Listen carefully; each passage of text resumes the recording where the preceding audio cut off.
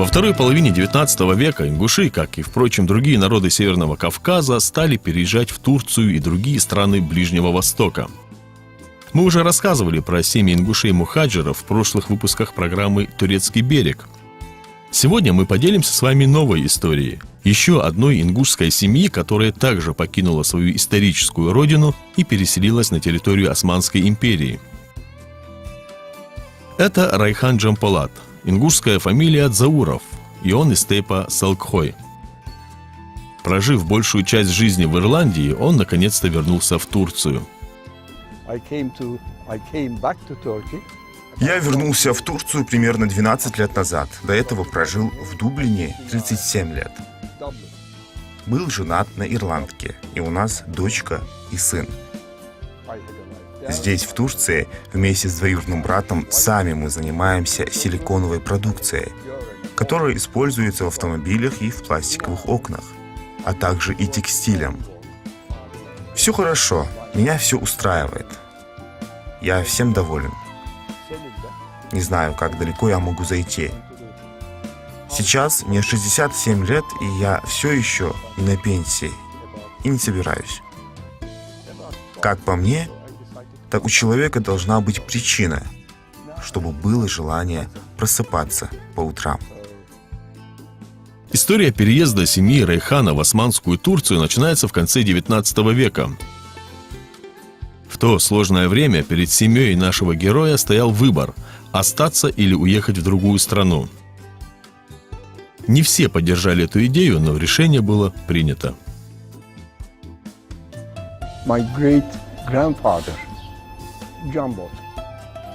Мой прадедушка Джанбот и его брат Иса решили переехать в Турцию. Они хотели взять с собой всех своих близких. Обсудив этот вопрос на семейном сходе, было принято решение попытаться. Получится ли это сделать вообще? Первыми в Турцию переехали Джанбот и Иса.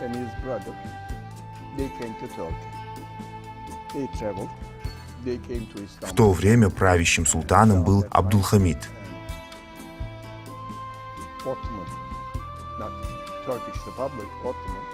Насколько я знаю, в Токате мои родственники познакомились с людьми из правительства.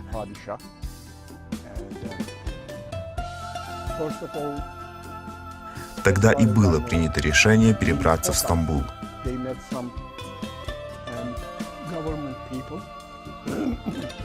У прадедушки было еще два брата, но они переезжать категорически отказались.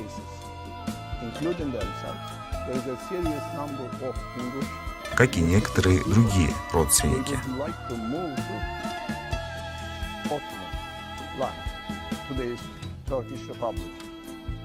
Новая жизнь должна была начаться со Стамбула.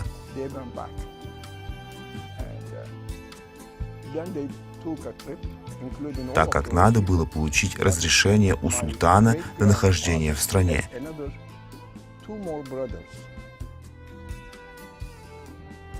Весь этот процесс не занял много времени.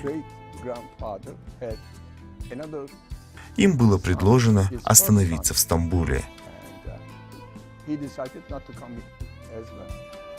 Примерно через пару месяцев они решили покинуть древний город, так как им он показался некомфортным. Тогда султан предложил им другой вариант – Бурсу. В итоге они переехали в Бурсу. Но и тут им было некомфортно, потому что климат был не совсем подходящий. Ингуши привыкли жить в горах. Тогда они перебрались в среднюю часть страны, в район города Бейшахир, выбрав его местом своего пребывания. Единственное, что тревожило переселенцев, это комары. Они страдали из-за малярии, но в целом сама местность им понравилась.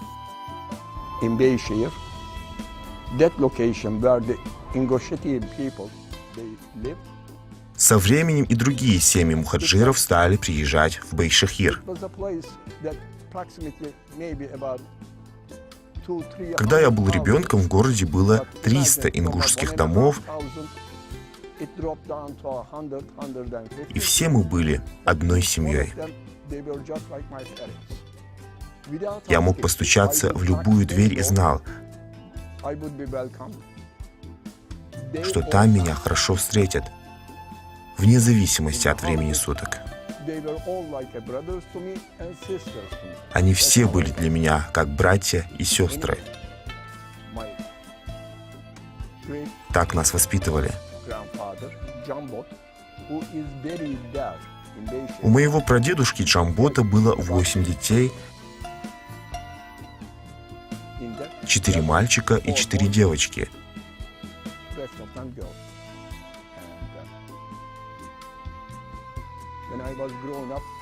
Будучи маленьким, можно сказать, я рос в его саду.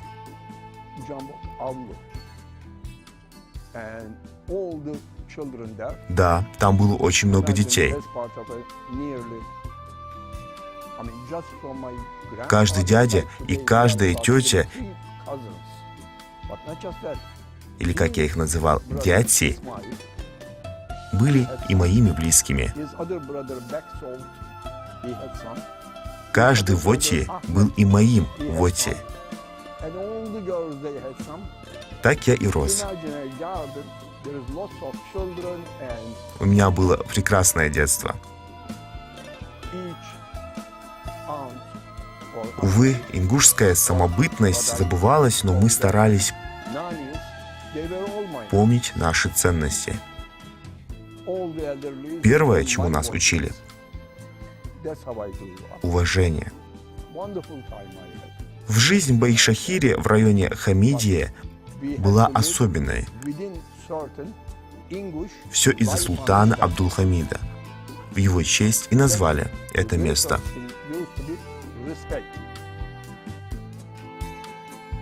Смотря на Рейхана и слушая его рассказ о жизни в Ирландии и Турции, мне очень интересно было узнать, что у него на душе.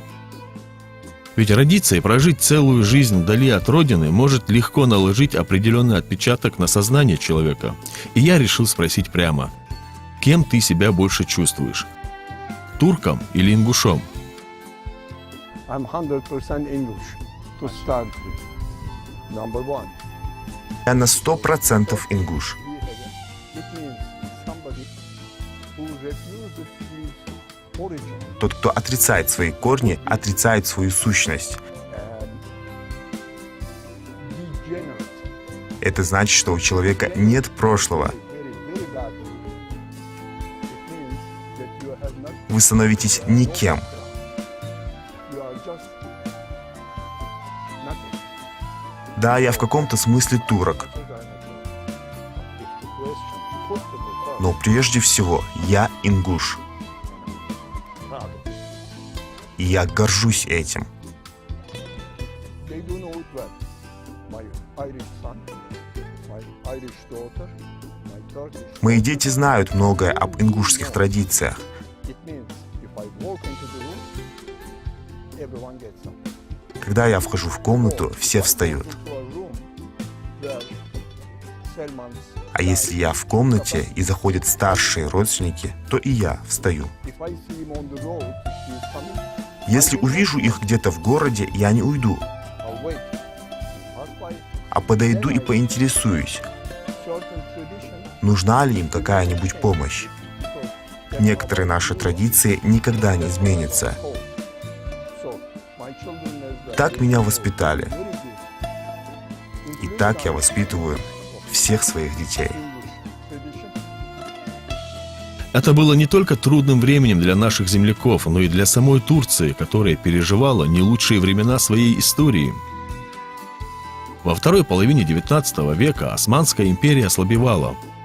Ее экономика не поспевала за развитием европейских стран, а вооруженные силы проигрывали одну войну за другой. В 1879 году государство османов официально признало банкротство, а уже через несколько лет по Мухарремскому декрету была создана администрация османского публичного долга, которая контролировала доходы и расходы страны. Таким образом, европейские страны установили контроль за финансами империи. Но тем не менее, даже в такой сложный период наши земляки сумели адаптироваться и выстоять, в том числе благодаря поддержке местных жителей. Forestry, goods. And they set up a factory. Вы знаете, нас действительно приняли хорошо. They said that all. В первое время местные жители помогали нашим переселенцам обустроиться на новом месте. Was Galgai. Несмотря на языковой барьер, они смогли найти общий язык, And after that, и это еще раз доказывает, что самое главное – это быть человеком. leader, let's call it in there. Понимать и принимать друг друга. And then he was during Отец the часто war, вспоминает о том времени, когда ингуши жили в Байшахире. his wife, Он говорил, что мы хорошо ладили с местными турками, Tulkay. But но если были какие-то конфликты, то старшие очень быстро их решали. Но в целом этот район был спокойным и не было никакого давления. Рейхан признается, что очень много читает про Ингушетию в интернете при каждом удобном случае. По мере возможности старается быть в курсе новостей и очень радуется, что республика развивается, и сегодня нам есть чем гордиться. Мы имеем свою государственность и должны это ценить. Находясь вдали от малой родины, наши земляки понимают, что есть родная республика, куда они могут приехать в любое время. Ingushetia. And not Сам я никогда не был в Ингушетии, но собираюсь поехать. a small rose blossoms. Хочу провести время с моими родственниками, которые сейчас там проживают. For Ingushetia, that's what I wish. Нашему народу я желаю счастья и успеха в жизни. Once you understand Но самое главное once you – единство. sky is the limit. Никогда не забывайте свои корни. It will be the most richest Будьте сплоченными. Russia. It will be Цените то, что есть. That's what I would like to talk to Ingushetia. Помните, что наши предки большими усилиями сохранили нашу идентичность, и наша задача сохранить все это и приумножить. Мира и процветания моему гордому ингушскому народу. Ингуши в Турции, как и, впрочем, другие народы Кавказа, по тем или иным причинам, оказавшиеся в чужой для них стране, прошли целый ряд изменений. Процесс их интеграции в новое общество, как и их ассимиляция, была неизбежной. Большая часть переселенцев забыла родной язык. Кое-что переняли из местной культуры, но одно остается неизменным – это любовь к своей исторической родине. Осознание того, что они ингуши, и самое главное желание – хотя бы раз в жизни побывать в родной Ингушетии. Величественные горы Кавказа, край суровый, но прекрасный. Здесь, среди неприступных скал, испокон веков жили наши предки, гордые и свободолюбивые.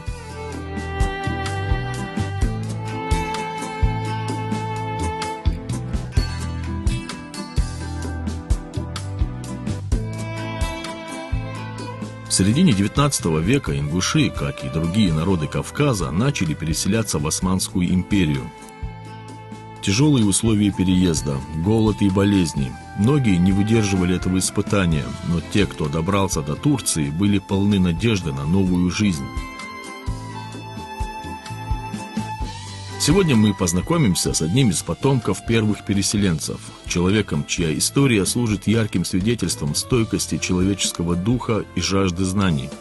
Его зовут Кенан Джошкун, и он является представителем рода Албагачиевых. История переселения семьи Кенана начинается с его прадедушки Батиля. Он эмигрировал в Ирак вместе со своими двумя кузенами, а затем переехал в Турцию. Это было тяжелое время для Османской империи, но, несмотря на сложности, наши земляки нашли здесь приют. Мой прадедушка Батиль приехал из Ингушетии вместе с двумя кузенами. Наш род называется Албогч. В то время Османская империя управляла Ираком. Батиль и его семья поселились в деревне Зиндан, недалеко от Диялы, близ Багдада. Их переезд с Кавказа совпал с 1864 годом, и по пути они делали короткие остановки в турецких городах Сивас, Мардин, Кызылтепе и сирийском Наср-Айн. В Багдаде они пробыли год, прежде чем окончательно решили остановиться в Зиндане. В Сивасе прадедушка встретил Гайбик, на которой женился. На новом месте он занимался земледелием и торговлей. У них родились 4 сыновей: Иса, Сельман, Осман Рами и Сулейман Сыры. К сожалению, Сельман скончался в молодом возрасте. Иса помогал Батилю, а Осман Рами и Сулейман Сыры поступили в военное училище. Когда началась Первая мировая война, Осман Рами и Сулейман Сыры попали в плен к англичанам в Басре. После войны состоялся обмен пленными, и они вернулись в Турцию. В это время страна готовилась к войне за независимость. Мой дедушка Сулейман Сыры бей и его брат Осман Рами бей участвовали в этой войне. После ее окончания они служили командирами военных комиссариатов. Стамбул, город контрастов и древняя столица Османской империи, распахнул свои двери для беженцев с Кавказа. Многие из них, сохранив в сердце память о родине, упорно трудились, чтобы построить новую жизнь, пустить корни в этой благодатной земле. Доктор Кенан – востребованный нейрохирург, известный своими блестящими операциями не только в Турции, но и далеко за ее пределами. Он посвятил всего себя спасению жизни, и его профессионализм вызывает восхищение.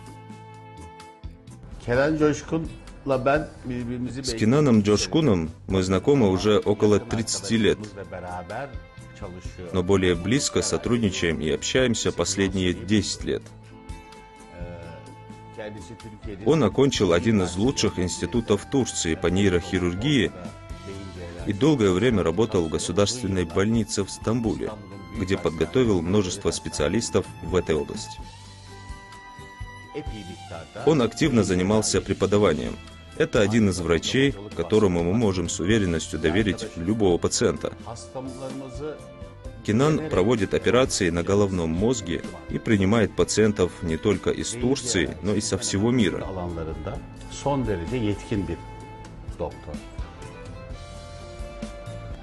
Он также специализируется на лечении грыж позвоночника и успешно выполняет операции на этом уровне. Кенан постоянно развивает свои знания, изучая литературу, и мы отправляем к нему своих пациентов с полной уверенностью. Но для нас важно не только быть хорошим врачом, но и быть хорошим человеком. Почему? Потому что к пациентам нужно относиться так, как будто они близкие люди. Первое условие для того, чтобы стать хорошим врачом, это быть хорошим человеком. Кроме того, необходимо следить за мировыми тенденциями и развитием медицины. У Кенана все эти качества в полном объеме. Он стремится к совершенству и готов идти до конца. Конечно, технические навыки можно развить, но важно также уметь строить отношения с коллегами и пациентами. Иногда мы встречаем очень хороших врачей, но у них не складываются отношения с людьми, и они не могут найти общий язык с пациентами. Однако Кенан – это 100% хороший человек. Он знает, когда нужно работать, а когда отдыхать, и относится к своей работе с высочайшим профессионализмом.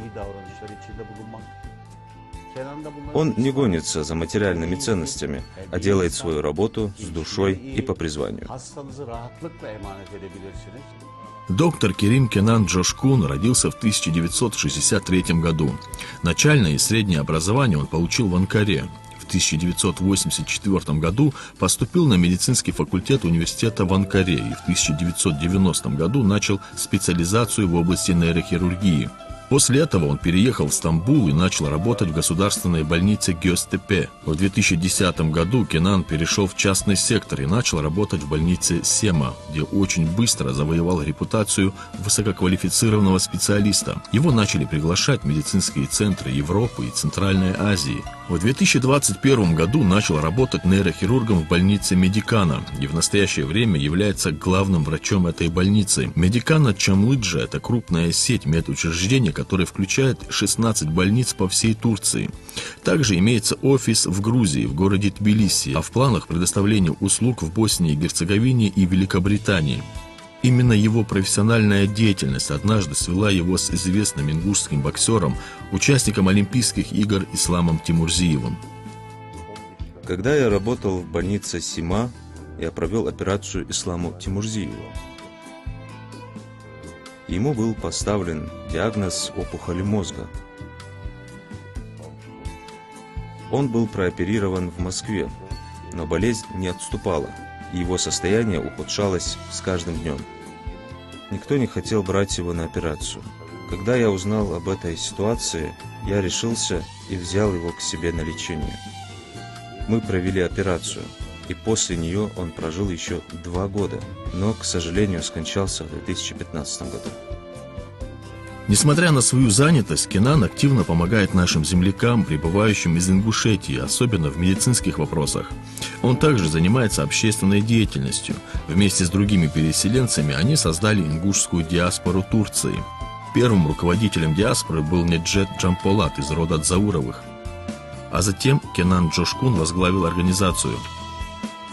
В настоящее время он также находится в правлении диаспоры и занимается многими ее делами, за что пользуется заслуженным уважением среди потомков ингушских мухаджиров. Мы знакомы с Кенаном Джошкуном уже давно. Я, как ингуш, живущий здесь, могу с уверенностью сказать, что те ингуши, которые прибыли сюда еще во времена Османской империи, знают друг друга. С Кенаном мы работали вместе и продолжаем сотрудничать и по сей день. Наши отцы и деды тоже были знакомы, и все, кто приехал из Ингушетии, как я уже говорил, знают друг друга. У нас есть родственные связи, и Кенан Джошкун из рода Албагачиевых. Он хорошо знает своих родственников и поддерживает с ними общение. Мы часто навещаем друг друга, и наши отношения крепкие. Мы всегда стремимся оказаться на родной земле, чтобы общаться с нашими родственниками и укреплять связи. Мы делаем все возможное, чтобы это осуществить. Хотя жизнь в большом городе накладывает определенные ограничения. Жители республики, как никто другой, понимают, как обстоят дела. И мы, находясь вдали от родины наших отцов, желаем всем жителям Ингушетии благополучия. Кенан Джошкун – это человек, который тратит свое время и силы на помощь другим. Можно долго говорить о нем, его работе и отношении к людям. Но, думаю, на это не хватит и нескольких программ. История доктора Кенана – это рассказ о том, как нелегкое прошлое может стать фундаментом для великого будущего. Он, как и многие другие потомки кавказских переселенцев, сумел не только адаптироваться к новым условиям, но и стать неотъемлемой частью новой родины, внося свой вклад в ее развитие и процветание. На вопрос, кем он себя больше чувствует – турком или ингушом, доктор Кенан отвечает так. Я горжусь тем, что я ингуш, и я горжусь тем, что живу в Турции. У меня есть обязательства перед памятью моих предков. Я должен делать все возможное, чтобы жизнь других людей стала лучше. Быть ингушом значит всегда помнить, что независимо от того, где ты находишься, ты представляешь свой народ. И где бы я ни был, я всегда помнил, кто я и откуда. Я выбрал медицину, потому что верю, что каждый человек заслуживает шанс на здоровье.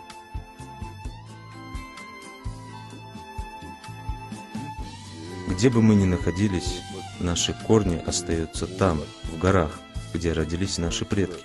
Но нам нужны крылья, чтобы лететь вперед, созидать и дарить надежду. Кенан говорит, что его работа – это не просто отношения между доктором и пациентом, а нечто большее. Каждый его подопечный оставляет след в его сердце. Его история – это не просто рассказ о личных достижениях, но и отражение судьбы наших земляков в Турции, которые смогли преодолеть невзгоды и найти свое место в новом мире. Переселение 100 лет назад стало началом новой эпохи, где каждая семья, как и семья Кенана, внесла свой вклад в богатую культуру и историю Турции.